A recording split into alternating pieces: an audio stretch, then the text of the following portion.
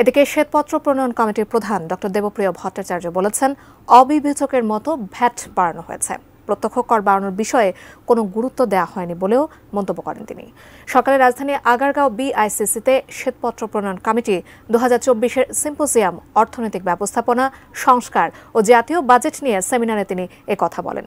সিম্পোজিয়ামে আলোচকরা বলেন, চলতি বছর প্রবৃদ্ধি 4% হতে পারে, আর নতুন বাজেট 8 লাখ কোটি টাকার বেশি করার সুযোগ নেই।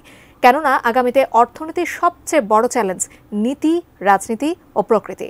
এ সময় ডক্টর দেবপ্রিয় ভট্টাচার্য আরও বলেন, অন্তর্বর্তী সরকারের আমলে প্রাতিষ্ঠানিক ও প্রশাসনিক খাত বেশি মনোযোগ পাচ্ছে, কিন্তু অর্থনৈতিক সংস্কারে মনোযোগ নেই।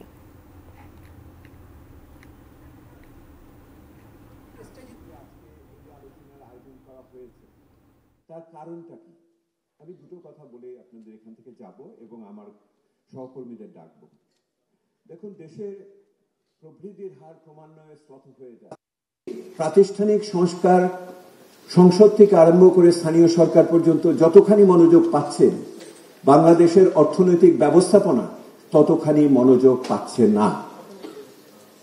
এবং যেখানে উচ্চ মূল্যস্ফীতিতে মানব জীবনে এইরকম কষ্টের ভিতরে আছে মধ্যবিত্ত এবং নিম্ন মধ্যবিত্ত, এবং যেখানে পুষ্টিহীনতা এবং অন্যান্য ক্ষুধা বৃদ্ধি পাচ্ছে, সেই রকম একটি সময়ে আমরা এটা দেখছি না।